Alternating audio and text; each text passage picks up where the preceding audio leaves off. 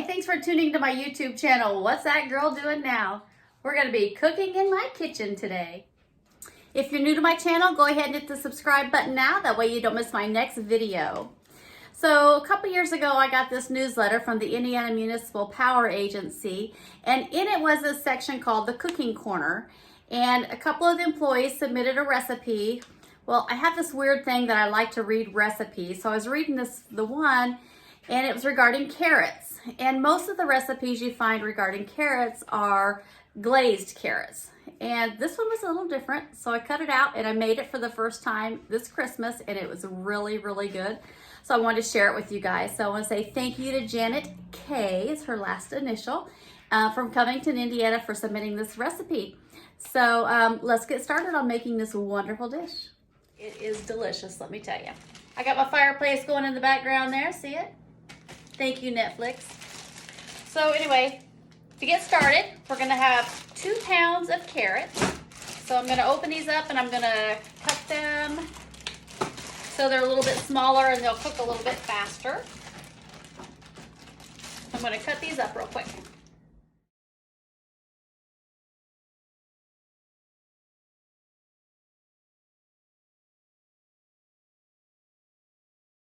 So now that I got those, I just cut them in half so they'll cook a little bit faster, and I'm gonna rinse them off and I'm gonna boil them. Okay, so you're gonna cook these carrots till they're very soft, much softer than just regular eating them, because we are going to mash them up. And so I'm gonna put my oven on here and I'm gonna let those boil. I'm just boiling them in water right now. And I don't know if you have one of these little baker thingies, but this really does work. If you put it in your pan, I should have done this first, but if you put it in your bottom of your pan won't boil over. It really does work. It's amazing.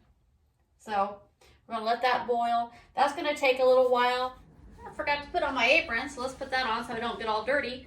Although I'm gonna be covering up my cute little pink flamingo pants. That's okay. Don't want to get them dirty either. When this dish is all done, it's not that pleasing to the eye. So I'm going to dress it up by putting it in this pretty little fancy Polish pottery dish that I have. I love Polish pottery. I love all the colors and everything. But I don't want to make the whole thing today. It's just my husband and I here today. So I'm going to put some of it in these little dishes and freeze it so we can have them at a later time. So I'm going to butter a couple of those up.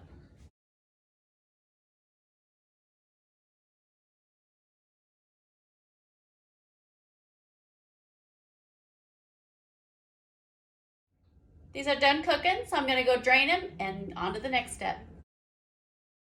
Okay, I got those drained. I'm gonna be honest with you, I got a little sidetracked while these were boiling, and I let them run dry, but I think they're gonna be okay. They get burnt a little bit. Just give a little extra flavor.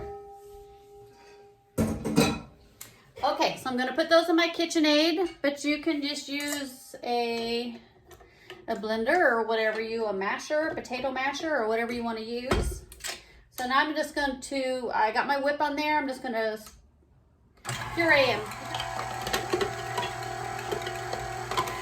Put this shield on and it helps stuff from flying out. So those did take about an hour and a half to boil, which I don't know why it took so long. But you might want to cut them up in smaller pieces.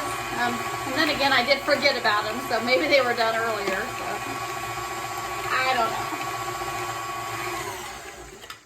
know. Okay, I'm going to scrape the sides a little bit. We have some friends that live in New Zealand. Her name is Marjorie and Gordon. Hi, Marjorie and Gordon. I'm using the spatula you got me. I love it. Thank you. All right, smash that down. Put a little bit more puree here. You can just keep pureeing it till you get to the texture that you want. I like just a little bit of chunk in there, but you can also put it in a blender where it'll really puree. I need a ½ cup of melted butter, so I'm going to put this in the microwave and melt that real quick. Just going to stir it up a little bit. We're going to do a ½ cup of sugar. 3 eggs. I know this is the proper way to do it. All right. Now we are going to put our attachment back on. Stir that up.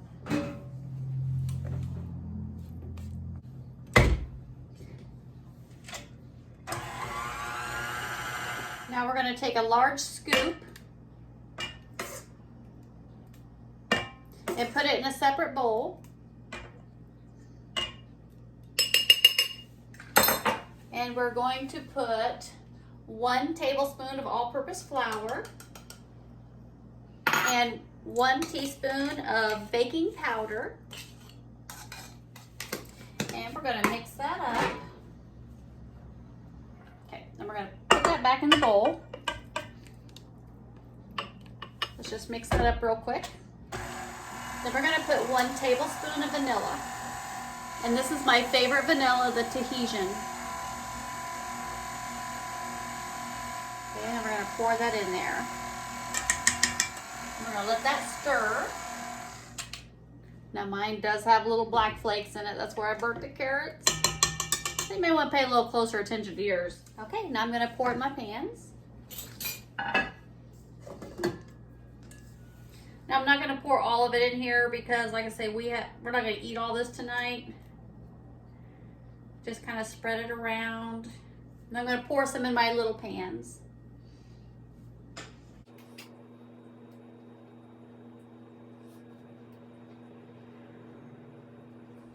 Now remember, my little pans were just going to be for freezing. So I'm going to go ahead and just cover those up and get those ready for the freezer.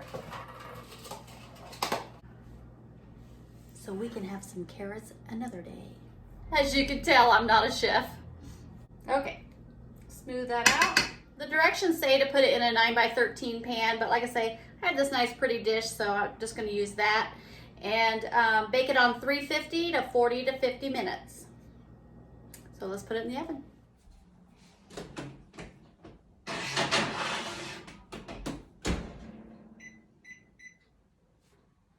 Okay, we'll put the timer on for 40 minutes and see how that looks. Bonus information time. Something else I do when I prep something for later is I'm not gonna know what this is just in a container like this. I'm gonna write what it is. And it's called, I don't think I told you that, it's called a carrot soufflé. Makes it sound special and fancy, doesn't it? And then I'm going to put the temperature, so 350 degrees, and the time, so 40 to 50 minutes. That way I don't have to pull the recipe back out when I'm ready to make this. It's all written right there on the lid for me. If you're interested in purchasing this pot minder, I did find it on Amazon. I will put a link to that in the description below. And then I will also put a link to this Tahitian vanilla in the description of the video. I always used to think that, oh, vanilla's vanilla. But let me tell you, a good quality vanilla will make a huge difference in your dishes. So I challenge you to just try a bottle and see what you think in your recipes. And I would love to hear how it came out for you and what you think. All right, let's see if it's done. I ended up doing it for 55 minutes. Ooh. Don't put your face over the door when you open it. Steams up your glasses. Oh boy, can you see that? I like it where it gets a little browning around the edges. Let me put it under the light. Oh, can you see that? Yummy. You see what I mean though when I say it's not really a pleasing to the eye dish, so that's why you need to make it look pleasing with your plates and things. So let's give it a taste test. So I got another Polish pottery plate here that I just love. Let's just dive right to the center.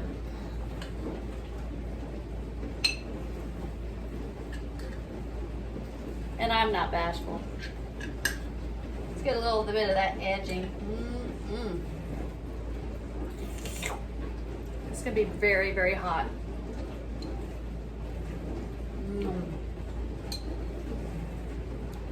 Very good. You know what would make this even better? You could even put some pecans in it, or maybe sprinkle some pecans on the top. Ooh, that'd be delicious. You might even be able to try to make this dish with some like swerve or something like that if you can't have regular sugar.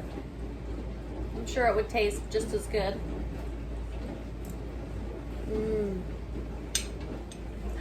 Hey, my honey's here. You want to try my new carrot soufflé? Yes, please.